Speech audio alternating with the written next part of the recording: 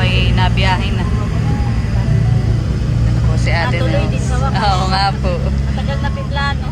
Okay lang naman po. Maganda na ang panahon po ngayon. Maganda po ang ating ano. Araw ay talagang may bagyo. Kabagat sa Maynila. Kaya tayo Opo.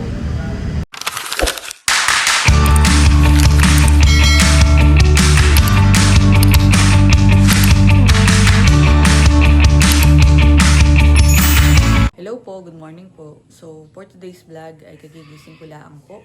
At nag-message po sa akin ngayon si Ate Nels. Bali, kami daw po ay paluwas na ngayong araw. At baka po maya-mayang tanghali ang aming biyahe. Yan, bali, sasamahan ko nga po si Ate Nels sa kanyang pagpapacheck up. Kasama din po ni Ate Nels si Kuya Emil. At bali, si Lugs naman po ay nag-message sa akin kagabi. Mapapaagap daw po yung tapos ng kanilang seminar. So, by Thursday, baka tapos na daw po sila. Kaya doon na po siya dediretso sa Maynila. At doon na lang po kami magkikita ni Lugs. Ayan. Ngayon po ay Miyerkules. Kaya yan, bali isang araw na laang at si Lugs po ay pauwi na din. Sabi po ni pagka daw po kinaya ng Huwebes ng gabi ay yun, makakabiyahe siya. Pero pagka Biyernes na po ng umaga, siya magpapadrop by dun sa Maynila. Ngayon po ay hindi na masyadong maulan dito sa amin. May dilim pa rin pero hindi na po umuulan. At ako po ay bababa na para mag-coffee. Dito po ako nagkakape sa tindahan. Ayan, dahil si na mama po ay bumili ng ulam. Ako po muna ang tagabantay dito. Mamaya pa naman pong tanghali yung aming luwas. Much later. Yan at ako po ay nakagayak na. Bala ko po ipapahatid na lang kay Papa sa Kumun dahil doon po ang intayan namin nila Ate Nels. At sila daw po ay nag-rent na lang ng sasakyan. Hindi na kami magko-commute. Ay papunta na din daw po sila doon. Ano siya? Magbuulan na. Oo, ata na.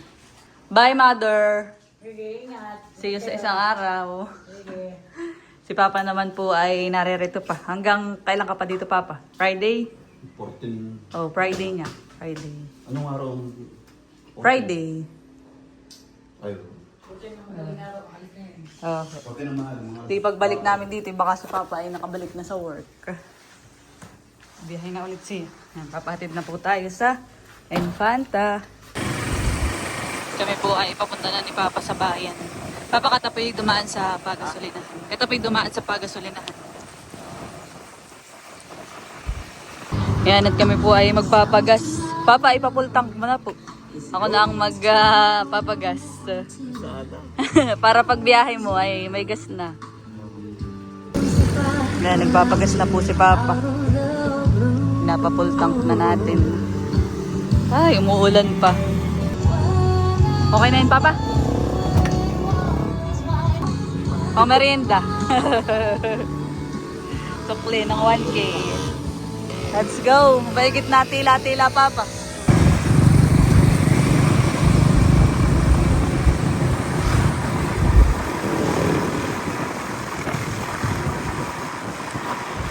Yan, at narito na po kami sa Kumon, sa Infanta.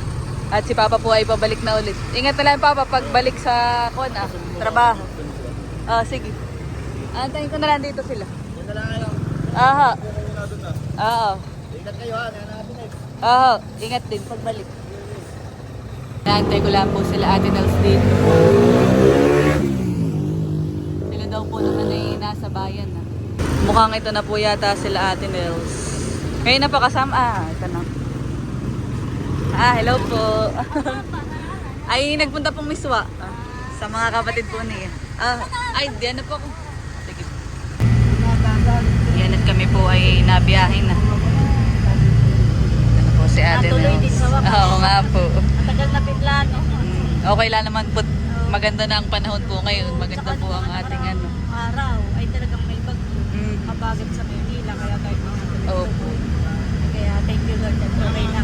Natuloy na rin tayo ngayon. Kaya nga. Saka sakto din naman at bukas o sa isang araw ay si Bunso ay padating sa Maynila. Ito daw yung magpapababa sa Maynila. Opo.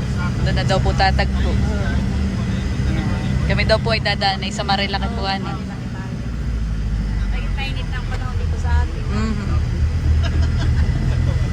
na nakakaanong bumiyahe.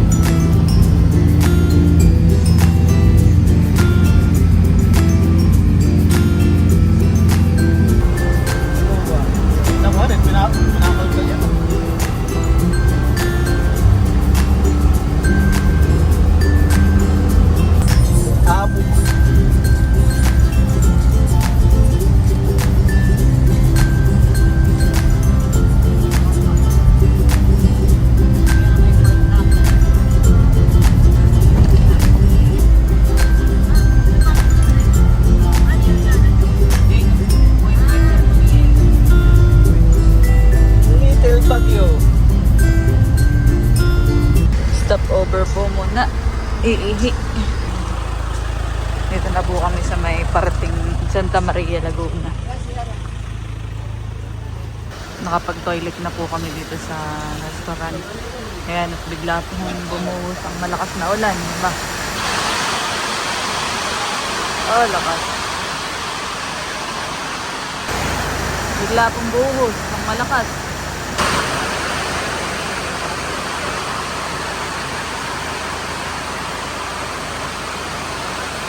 An update po at kami po ay nasa Antipolo na. So kakain daw po muna dito.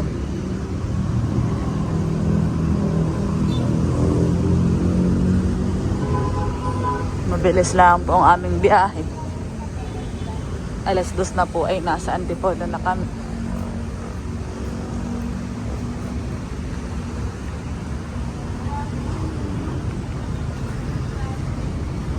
Kakain na daw po muna.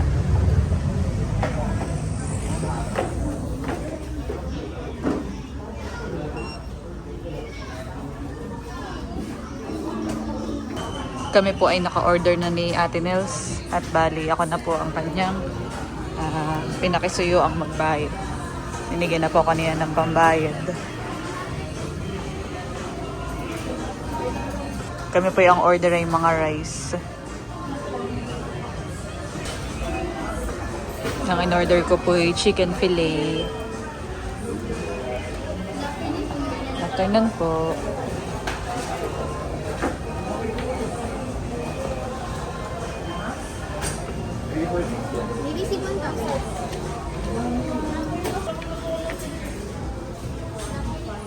Tayo po ay pumunta na sa upuan.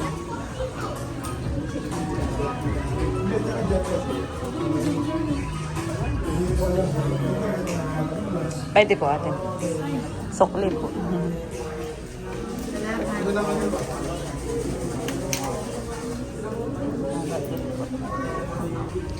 Dumating na po yung aming order at kami po muna ay kakain na. So, ang amin pong in-order ni Ate Nels ay parehas. Chicken fillet tapos po ay orange juice. Kain po tayo. Ito naman po ay kumakain na din si na Kuya Emily.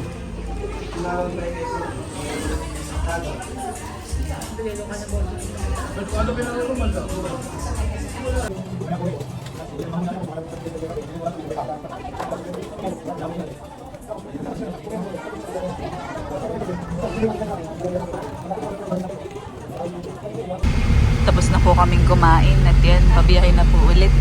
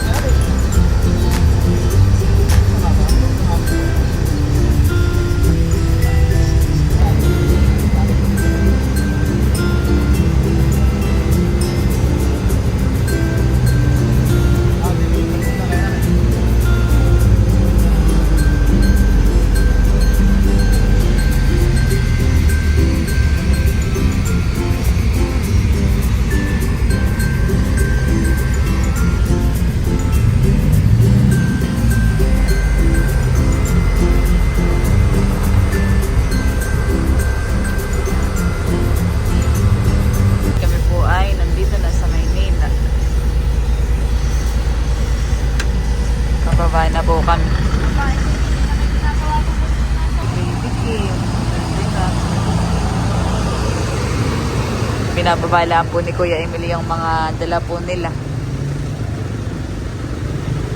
Dami po silang dala.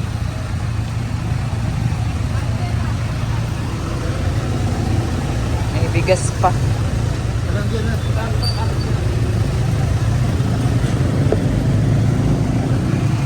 Ako papasok na din po. Kaya na.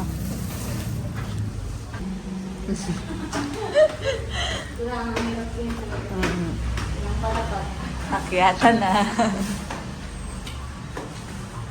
Nakikayo po yung madaming dalang suman, han eh. Pahinga muna.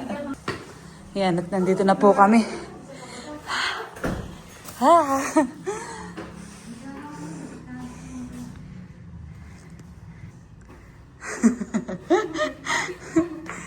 Kami po ay narito na. So, papahinga po muna. Ako po ay naririto sa may higaan ni Mahal. Kape ka, Layla. Okay. Tayo po ay hihingi na itong suman. Ako po ay magsusuman lang. Kadadating lang natin ako nakaramdam ng guto. Kumain ka to, ang Kuya Emily. Nakapagluto na kaagad dito Wow. ng tilapia. Mabilis. Automatic ang Kuya Emily. Mhm. Dati nagpiprito na doon ng tilapia pa rin. Tayo naman iyang kono. Dalawang klase ang luto. Kain. Sige po, ako po ito muna.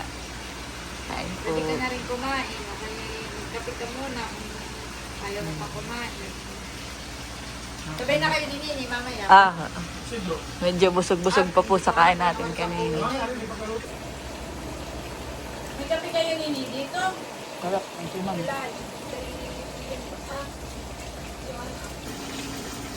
Yan, at ngayon po ay itutuloy natin itong piniprito po ni Kuya Emil. Sila po ay bumabala ang saglit. Piprito po siya dito ng tilapia, pang ulam.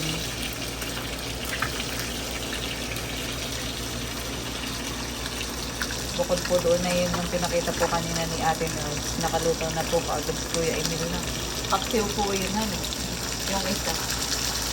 Dalawang ulam. Sinabawan po.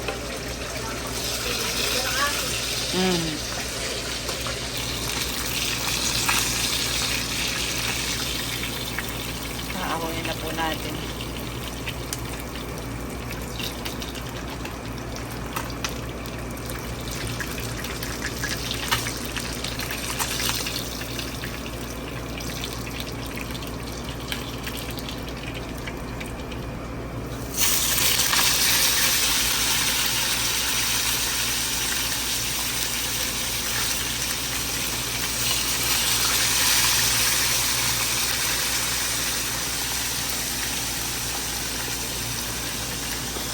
Yan po, at kami po ay kakain na ni Kim. Mauna na daw po kaming kumain.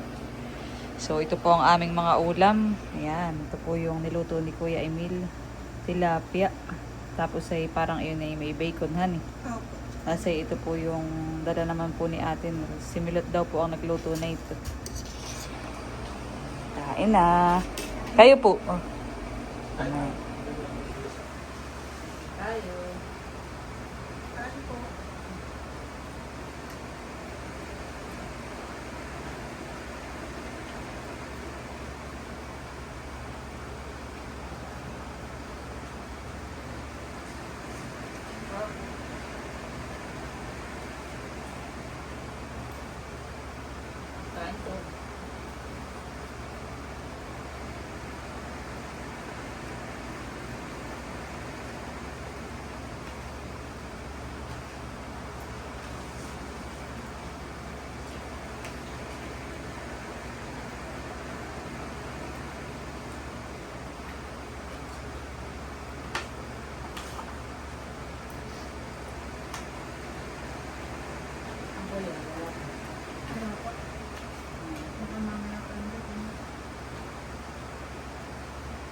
Hindi pa na kayo para sa Kain na Nini yung pista. Kayo